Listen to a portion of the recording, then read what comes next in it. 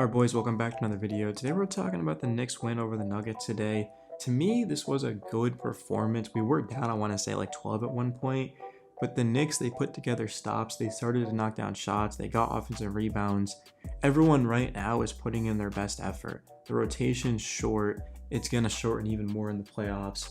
And the Knicks players, they realize that if you're not defending, if you're not knocking down shots, then there's not really a spot for you. I mean, the Knicks are extremely talented. They have all their draft picks as well. They don't have a max free agency slot as of right now, but I mean, they could easily put together like Fournier's contract and make something happen if they do want to make a trade.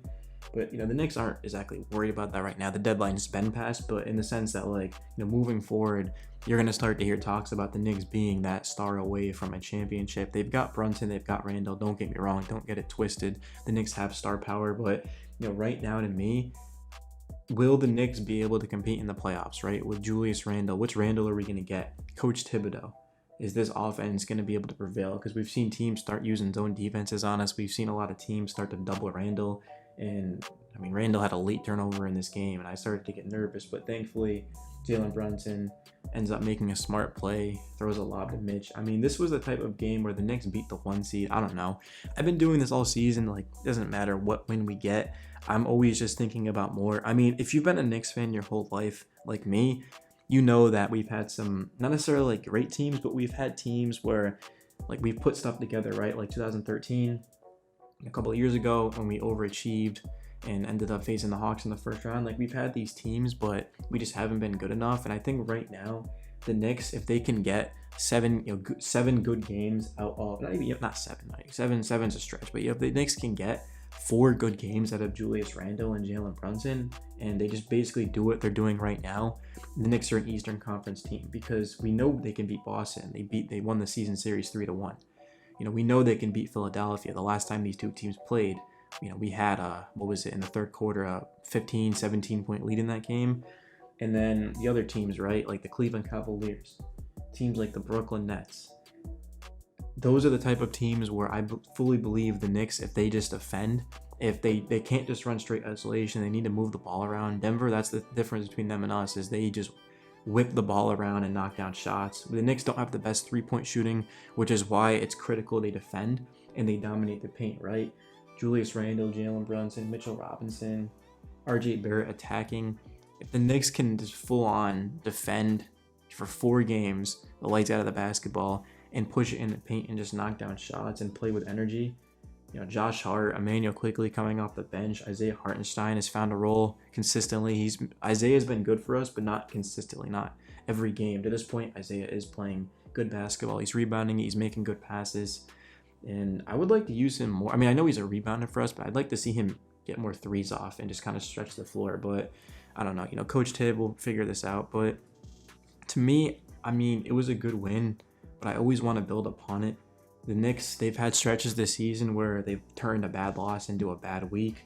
And right now, to me, it's just about continuing to win every single game. Like, sure, they beat the 1 seed in the West. I was happy about it, but then a couple of hours went by and I was like, okay, who's next on our schedule? How can we get better from that game? And next on the schedule is going to be Monday night against the Timberwolves, and then you've got Miami, Orlando, Houston, Miami, Cleveland, Washington. So, I mean, all of these games coming up are going to be tough. I mean, Anthony Edwards is out, but still, that you can't take any game lightly. I mean, remember the game against, not the Pistons, sorry, who was it against? Was it the Pistons? I think it was. Yeah, it was the Pistons, wasn't it? Oh, no, sorry, it was the Hornets. Yeah, I knew I was wrong. Yeah, the Hornets. Yeah, that game was just so disgusting. Like, Kelly Oubre dominated us, and the Knicks just could not buy a bucket in that second half. It was just disgraceful, being real with you. And then, of course, they lost to the Kings. They lost to the Clippers. So the Knicks, they need to continue to put their foot on the gas. I would love getting home court advantage over the Cavs. I don't have, like, really too much fear of going on the road in the playoffs. Against Cleveland, again, like, do I want to go into Boston, Philadelphia, or Milwaukee right now? Definitely not. Like, am I afraid? No. The Knicks right now have proven that they can beat anyone on the road, that they're not afraid of any moment, any spotlight in the league. But right now, the Knicks, like, I mean, they definitely have a ton of playoff experience, like players on this roster. I know it's a younger team, but Jalen Brunson just went to the Western Conference Finals. Mitchell Robinson was hurt against the Hawks a couple years ago, which sucked. But I mean, overall, I'm looking at Josh Hart, and he's got playoff experience for sure. And who else has playoff experience on the team? Isaiah doesn't have. I don't know. I feel like we really actually maybe don't. Like, because Randall struggled against the Hawks. Derrick Rose, like, isn't even a part of our rotation at this point. Coach Tibb has a ton though. I don't know. I don't think like that will really matter too much. I am concerned about a team focusing in on us over a 7-game series, in the sense that if a team knows where they're playing us every game, are they gonna start to pick up on the isolation we run? Are they gonna start to take the ball out of Brunson and Randall's hands and make someone else beat them? RJ Barrett is gonna have to step up big time. I don't know. That's the thing. Like, I am worried about the Knicks because there's stretches this season where they play some really high level basketball, and then there's stretches where they look bad. But as long as they're healthy, they're defending, and they can just knock down like an elite average amount of their threes, they should be able to beat anyone. But I don't know. Will Julius Randle? We know Brunson's gonna show up, but which Randle are we getting? Are we getting the Randle against the Heat, or are we getting the Randle against the Clippers? Right? If the best Randle shows up in the playoffs, the Knicks can go to the Eastern Conference Finals.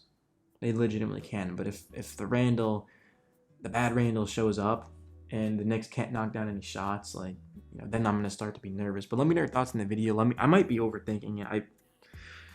Yeah, I'm probably overthinking it, but I don't know. I just don't want to lose in the first round, right? Like, again, like if we lose in 5 games in the second round, like it is what it is. We've got a young team with promise, but if we lose in the first round, I'd be pretty disappointed, bro. Like this is a good Knicks team. I just hope their potential shows up.